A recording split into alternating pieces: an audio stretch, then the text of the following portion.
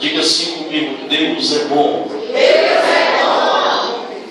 Irmãos, aproveitando que os irmãos estão de pé, abra sua Bíblia comigo, por favor, no livro histórico do Novo Testamento, Atos, capítulo de número 3, versículo de número 3, 4 e 5. Enquanto os irmãos procuram o texto bíblico, quero eu nessa oportunidade externar os meus sentimentos de gratidão, primeiramente a Deus, por mais esta oportunidade que Ele me concede de estar ministrando a sua boa e maravilhosa palavra. É com esse sentimento de gratidão que louvo a Deus pela vida do pastor Carlos, que nos confiou essa oportunidade por intermédio do evangelista Rafael e depois pelo evangelista Samuel. Deus em Cristo abençoe, pastor, o senhor, a sua família e todo o seu ministério. Louvar a Deus também pela vida do nosso querido jovem e amigo Nélio, que está me acompanhando. Que Deus em Cristo abençoe em nome de Jesus. Como o pastor falou, congrego na Igreja Evangélica Assembleia de Deus de Brasília, pastoreada pelo pastor presidente Osival Pereira Xavier. Congrego com seu irmão pastor Manuel Pereira Xavier e faço parte de um dos conjuntos de mocidades maiores, de maior mocidade que tem pentecostal em Brasília, se chama UMADEB. Alguém conhece a UMADEB aqui, irmãos? Deus em Cristo abençoe, em nome de Jesus. Mas antes de ministrar aqui a palavra, irmãos, eu quero parabenizar uma pessoa especial aqui. Quero parabenizar essa irmã que deu esse testemunho aqui. Eu tenho 10 anos de crente. Praticamente 12 anos, pastor. E eu não me lembro de ver uma pessoa em uma campanha, em um culto, contar um testemunho como ela cantou. Eu já vi pessoas contando testemunho, é benção, que Deus abriu porta, que Deus deu carro, deu casa, deu casamento bom. Mas uma pessoa chegar e contar o testemunho, que entregou a sua vida para Jesus, e a sua vida tem mudado, e ela tem adquirido algo da parte de Deus, que é o fruto do Espírito, que é paciência. Para mim, irmãos, foi o maior testemunho que eu já ouvi. Toda a honra, toda a glória seja dada a Deus. Que Deus continue te abençoando, viu, irmã? Que você permaneça fiel em Cristo Jesus, porque eu tenho certeza que Deus tem coisas maravilhosas para você e para a sua família. Amém? Testemunho muito lindo, irmão. Vou levar o resto da minha vida. Em nome de Jesus. Todos que encontraram o texto bíblico, diga amém. Amém. Livro de Atos, capítulo de número 3, versículo de número 3, 4 e 5, diz assim: quando viu que Pedro e João ia entrar no templo, pediu que lhe desse um donativo. Fixando nele o olhar, Pedro, em companhia de João, disse: olha para nós. E o homem olhou para eles com atenção, na expectativa de receber deles alguma ajuda. Amém? Amém. Podeis tomar os vossos assentos, glorificando a Deus, irmãos. Meus amados irmãos, eu prometo ser bastante sucinto em minhas palavras, prometo ser bastante rápido, porém muito objetivo naquilo que Deus colocou em nosso coração, para refletir com os irmãos nesta noite. Para isso eu preciso de toda a atenção da igreja neste momento. É por isso que o apóstolo Paulo, na sua segunda carta aos Coríntios, capítulo de número 10, versículo 5, ele diz: derrubamos todo raciocínio, toda altivez que se levante contra o conhecimento de Deus, e levamos cativos todo o nosso pensamento à obediência da palavra de Deus. Eu aprendi, meus amados irmãos, que uma palavra vinda de Deus, ela pode mudar as nossas vidas por todo o tempo. E se você estiver atento e receber essa palavra com muito agrado, Deus irá mudar a sua história. Amém. Aleluia. Meus amados irmãos, o livro histórico do Novo Testamento, chamado Atos dos Apóstolos, é um livro que conta, que narra a história da igreja primitiva. É no livro de Atos dos Apóstolos que nós encontramos a atuação notória da presença do Espírito Santo atuante na igreja primitiva.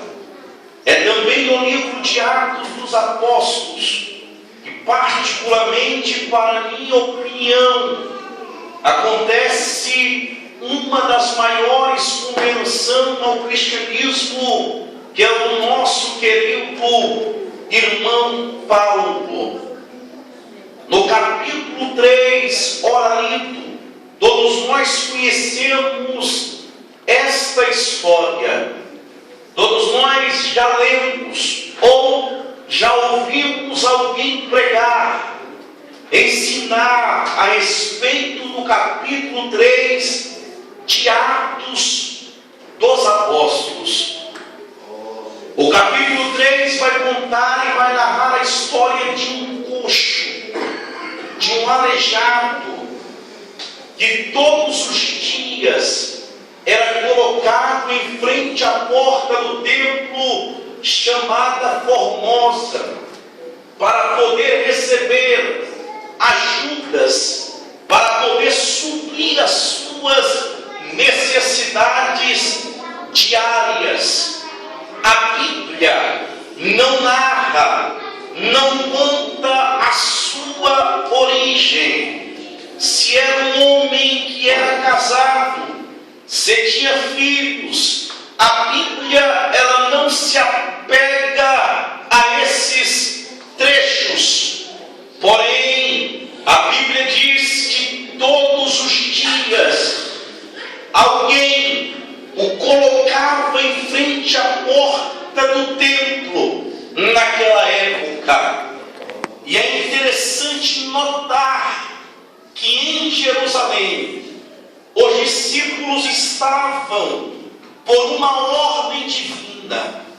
E nós podemos entender essa ordem sobre o seguinte aspecto: Cristo determinou essa ordem até que eles fossem autorizados pelo Espírito Santo. E eles tinham o costume de ir ao templo, realizar cultos de oração, que foram instituídos depois da destruição do primeiro templo, para poder substituir os sacrifícios, sendo divididos em 3 horas. No calendário romano, o dia começa no nascer do sol, sendo a hora nona, aproximadamente às 15 horas da tarde, que João e Pedro têm um encontro com este coxo. Mas na Bíblia que eu li, a versão King James, ela diz no versículo de número 5, que o coxo, ao olhar para Pedro e João, cria uma expectativa, ele cria uma atenção maior para aqueles homens, e E qual era a expectativa do coxo naquela época? A expectativa do coxo era de receber uma ajuda monetária para poder suprir as suas necessidades físicas e necessidades diárias. Ele poderia receber muito bem um denário, que era uma moeda romana naquela época, ou um ciclo de Israel, uma moeda própria dos judeus, ou um ciclo de prata, uma moeda feita em Tiro. Este coxo, todos os dias que ele ia para ser colocado em frente à porta do templo, ele criava uma expectativa, ele criava uma atenção de não voltar para a sua casa de mão vazia.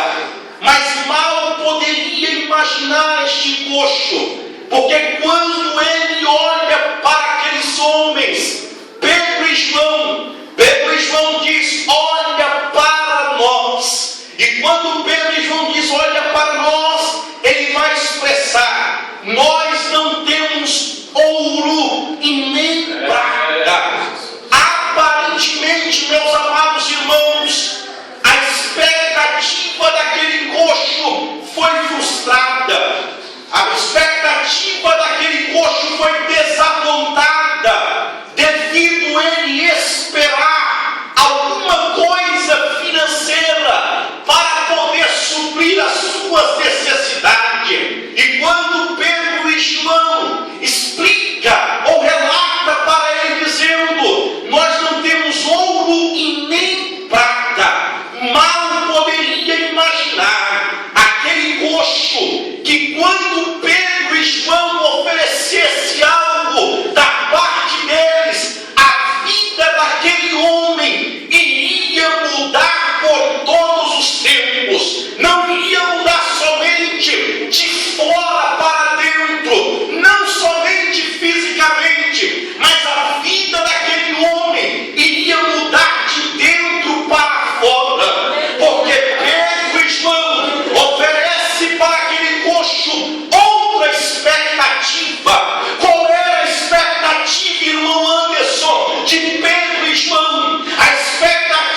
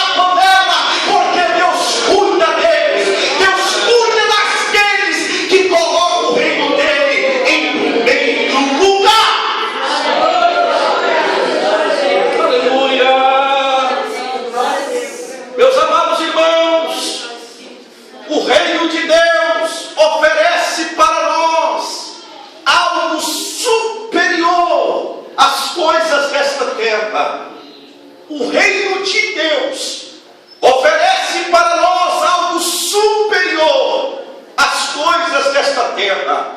O apóstolo Paulo escreveu a sua segunda carta aos Coríntios, no capítulo de número 4, versículo de número 16, ele vem orientando os irmãos daquela época, dizendo: meus amados irmãos, não desfalecemos, ainda que o vosso corpo exterior se corrompa, o nosso interior se renova dia após dia, pois a nossa leve e momentânea tribulação produz para nós um eterno peso de glória muito excelente, pois nós não atentamos nas coisas que nós estamos vendo, mas sim nas coisas que nós não conseguimos ver, porque as coisas que nós conseguimos ver com os nossos olhos físicos são passageiros e são temporárias, mas as coisas que nós não conseguimos ver são eternas e permanecem para sempre. Você não consegue ver Jesus Cristo, mas você tem uma fé e convicção dentro de você que Ele permanece para sempre. Aleluia! Você não consegue ver o reino de Deus, mas você tem consciência e convicção que o reino de Deus permanece e vive para todo sempre. Jesus vive para sempre, irmãos. Jesus vive eternamente. O reino de Deus habitando na vida do homem transforma ele de dentro para fora. A vida daquele coxo foi transformada de dentro para fora. Se existe uma pessoa que porventura entregou a sua vida a Jesus e a sua vida não está sendo transformada de dentro para fora, alguma coisa está errada, porque Jesus, o primeiro objetivo dele quando entra na vida de alguém é transformar ela de dentro para fora, de dentro para fora.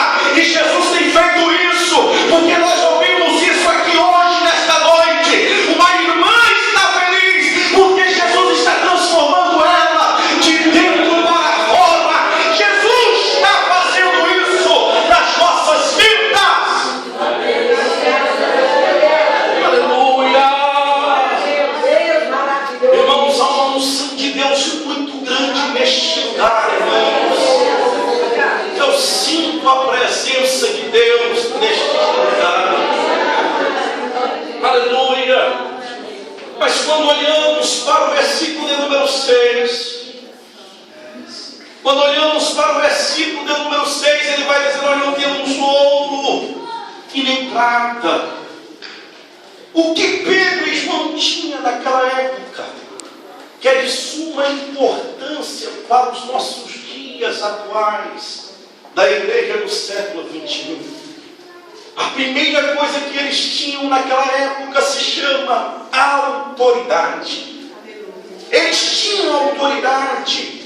A palavra autoridade significa licença ou permissão que eles haviam recebido de Jesus Cristo para ir e anunciar o Evangelho de Jesus.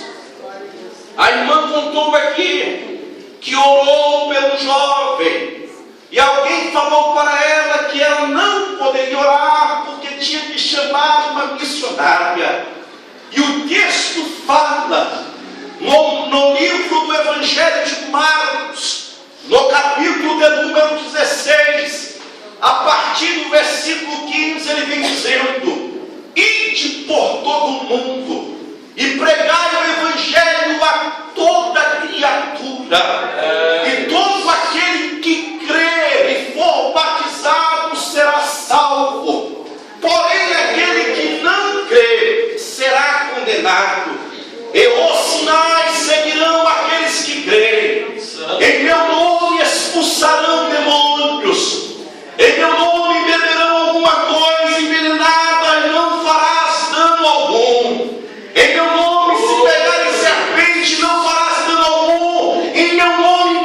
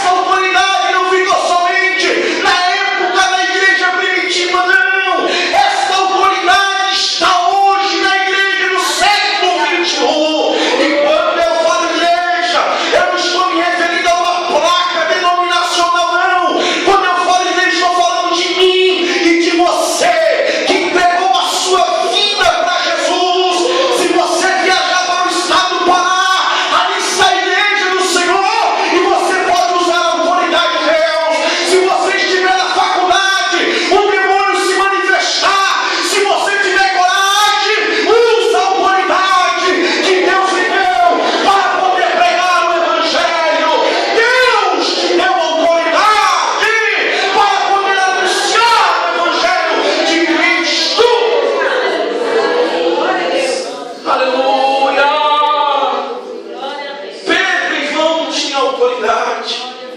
Aleluia! É por isso que eles disseram: nós não temos ouro e nem prata, mas uma coisa nós temos: a autoridade vinda de Jesus.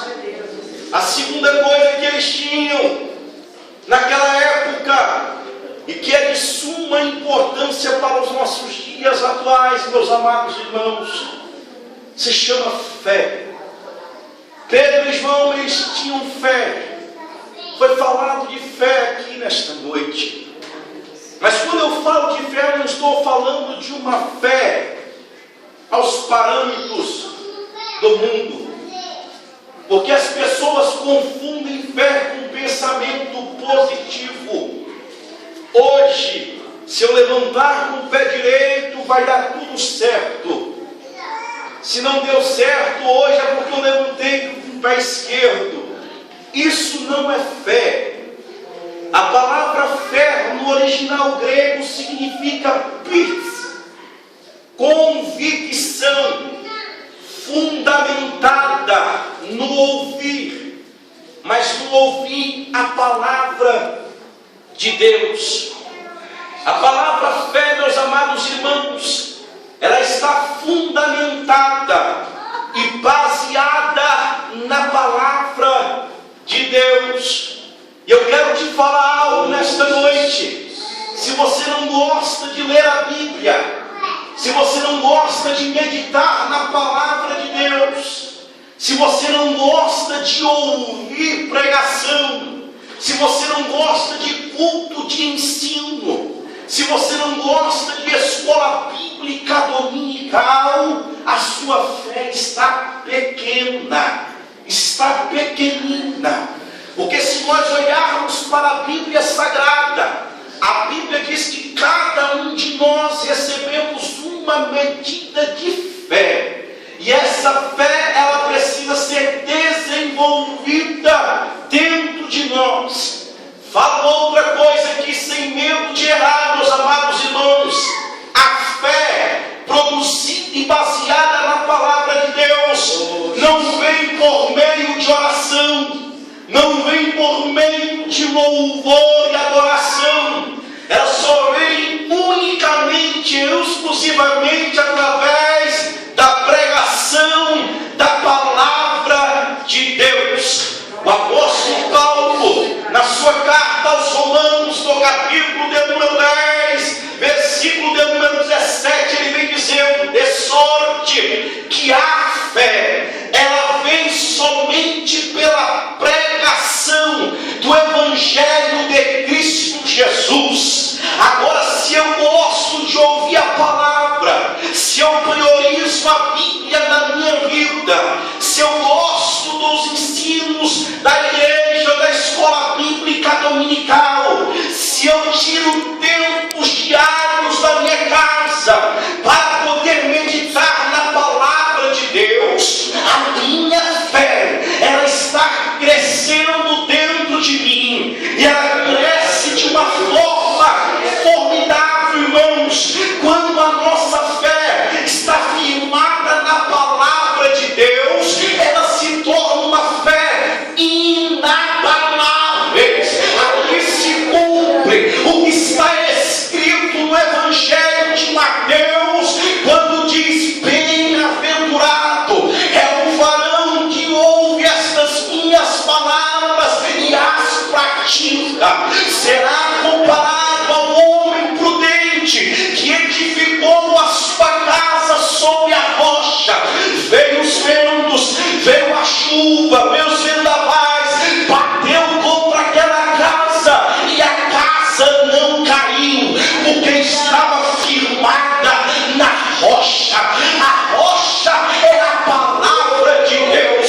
Me mostra um crente que gosta de ler Bíblia, que gosta de pregação, e eu vou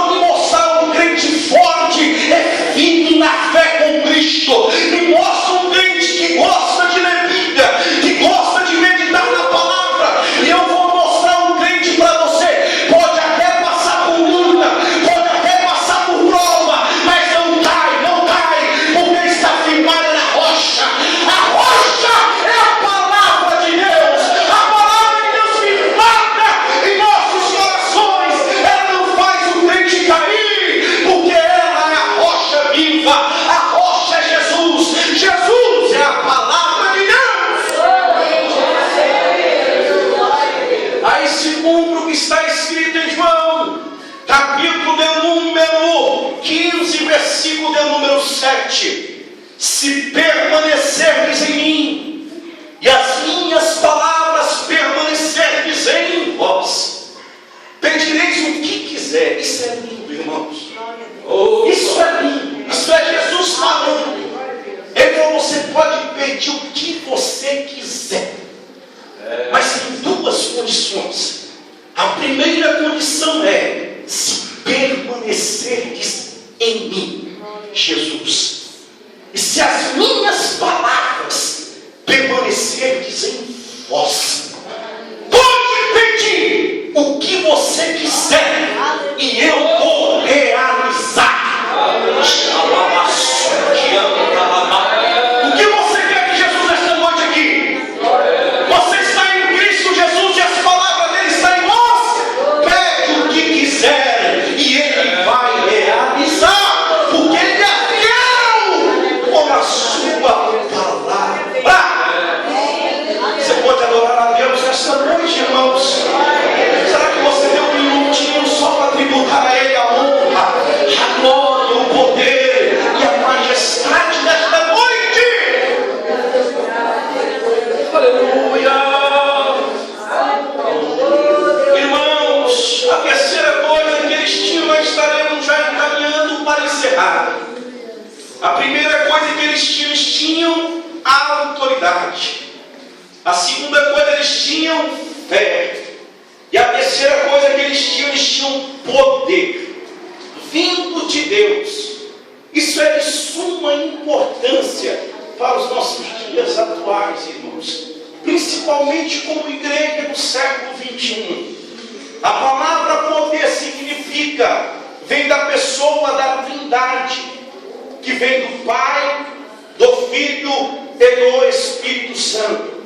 Se existem alguns poderes que estão sendo manifestados no mundo, e a origem deles não é Pai, que é Deus, não é o Filho, que é Jesus Cristo, e não é a terceira pessoa da Trindade, que é o Espírito Santo, isso não é poder. Poder verdadeiro, que transforma a vida de um homem, que transforma a vida de uma nação, que transforma a vida de uma família. Esse poder, ele vem de Deus. Aleluia. Vou provar para os irmãos. A palavra poder, como eu falei, vem da terceira das três pessoas da Trindade. A primeira pessoa é Deus. Quem é que não se lembra quando Deus levantou Moisés para libertar o povo do Egito? O povo de Israel está indo com Moisés diante daquela perseguição do exército de Faraó. Moisés, ele para diante de um obstáculo chamado Mar Vermelho. Ele olha para a sua direita e encontra montanhas, encontra obstáculos. Olha para a sua esquerda, mais montanhas. Olha para trás, ele encontra aqui o exército de Faraó vindo, tentando e querendo matar o povo de Israel. Quando ele olha para frente, ele encontra aquele mar enorme.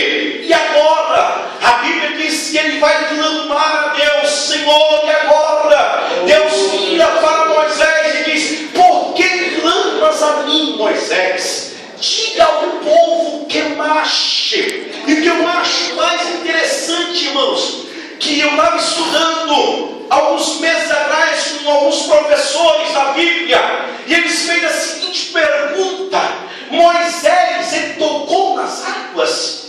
Será que Moisés tocou nas águas? Quando nós formos ler o texto minuciosamente, detalhadamente, nós iremos encontrar que Moisés não toca nas águas. Moisés, ele estende o braço e a sua mão sobre o mar, e a Bíblia diz que quando ele estende, o mar se abre e eles passam em pés enxutos, e Deus dá um livramento para o povo de Israel. O que é isso, irmão Anderson? É a manifestação do poder de Deus na pessoa do Pai. Deus é poderoso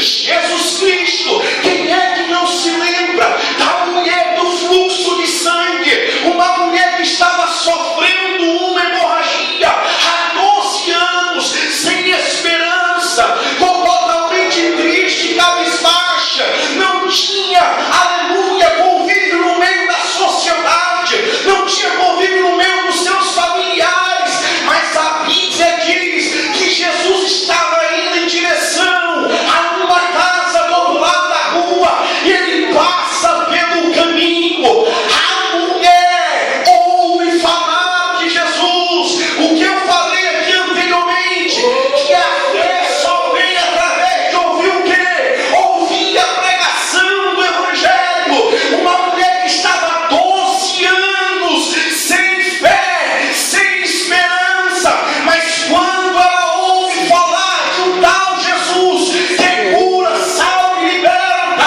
aquilo que não tinha começou a bater, aquilo que estava triste começou a acelerar, porque ela tinha certeza que a sua vida iria mudar. Meus amados irmãos, e ela começa a dizer: se eu pelo menos puder tocar nas vestes de Jesus, eu poderei ser curada, eu poderei ser sarada.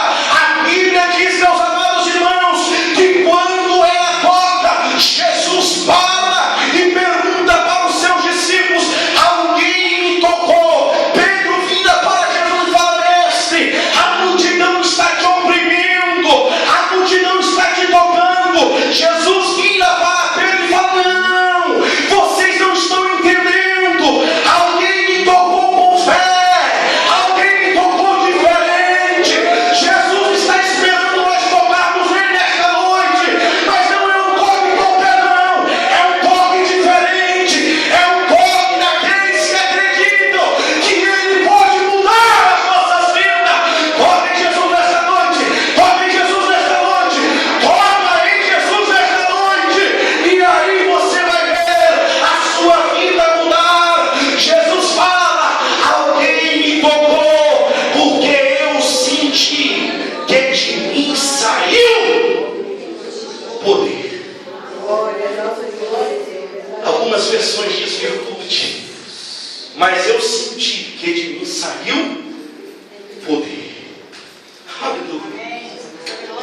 Irmãos, isso é formidável. Isso é formidável. Jesus é uma realidade na sua vida. Meu Deus do céu. Jesus vai curar aqui nesta noite.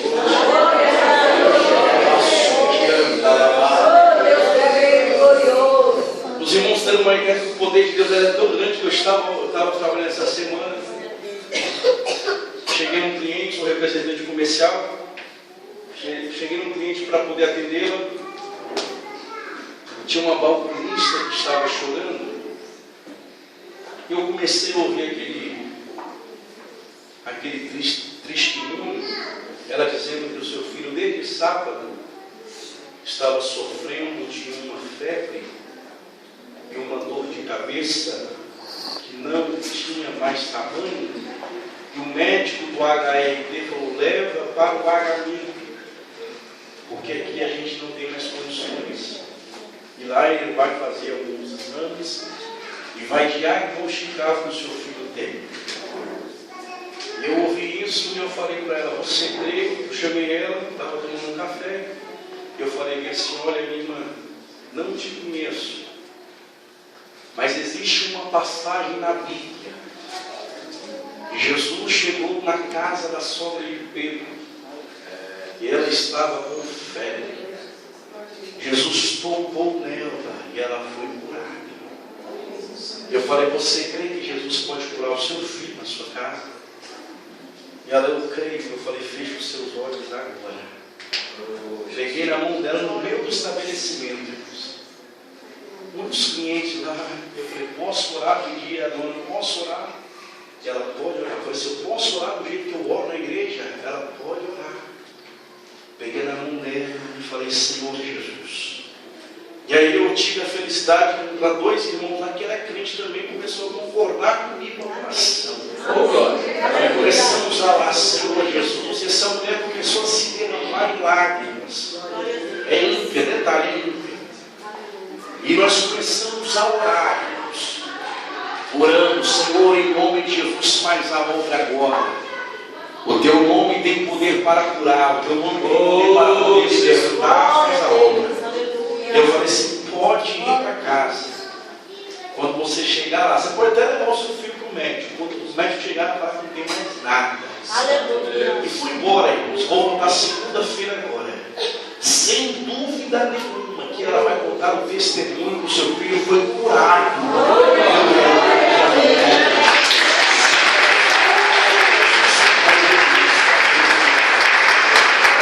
Jesus tem poder para curar, para poder libertar. Aleluia. Já estou terminando, irmãos.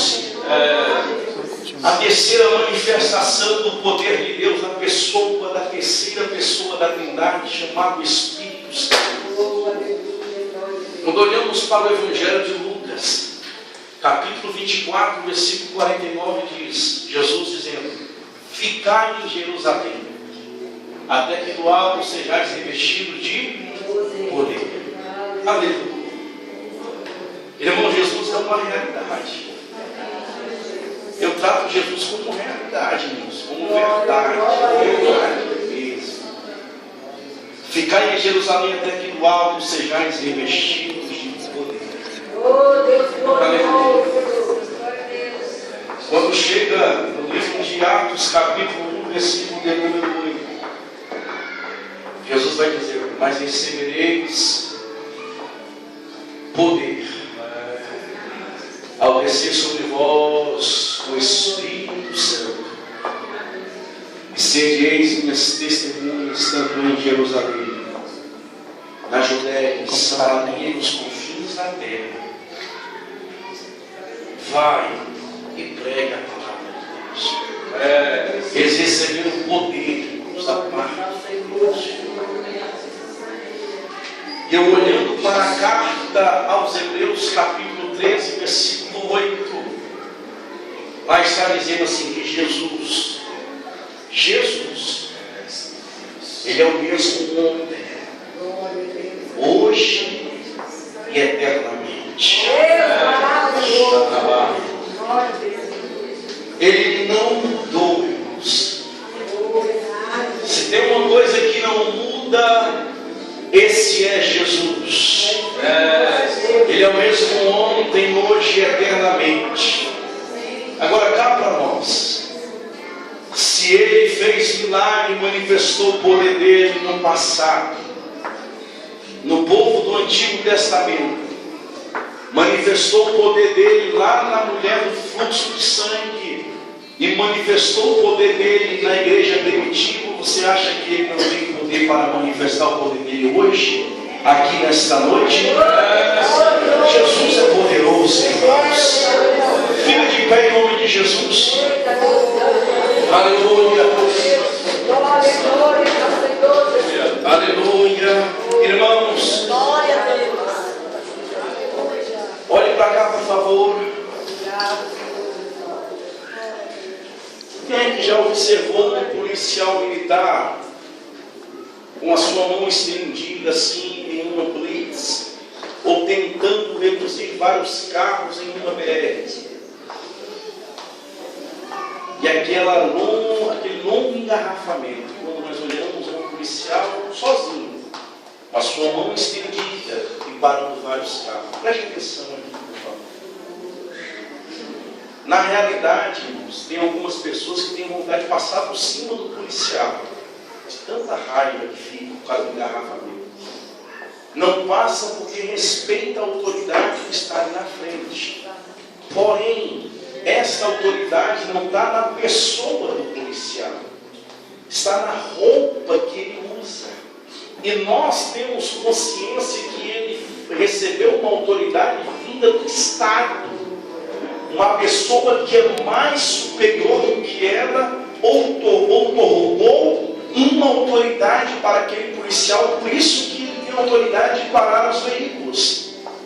Assim é com o diabo, irmãos. Assim é com nós. Não é a nossa habilidade. O diabo não nos respeita, não é porque nós colocamos a Bíblia debaixo do braço. O diabo ele não sai do endemoniado, não é porque as nossas habilidades de pregar, de louvar, não. É porque ele sabe que o que nós recebemos é algo superior a nós, a ele e ao mundo. O que nós temos hoje vem de Deus. O que a igreja tem hoje, a autoridade vem de Deus. É por isso que o diabo nos respeita e respeita a igreja. O próprio Senhor Jesus disse que as portas do inferno, elas não prevalecerão contra a igreja de Cristo. Sabe qual é a ideia aqui, irmãos? A ideia aqui é a igreja avançando e o diabo recuando. Quanto mais a igreja avança, o diabo recua.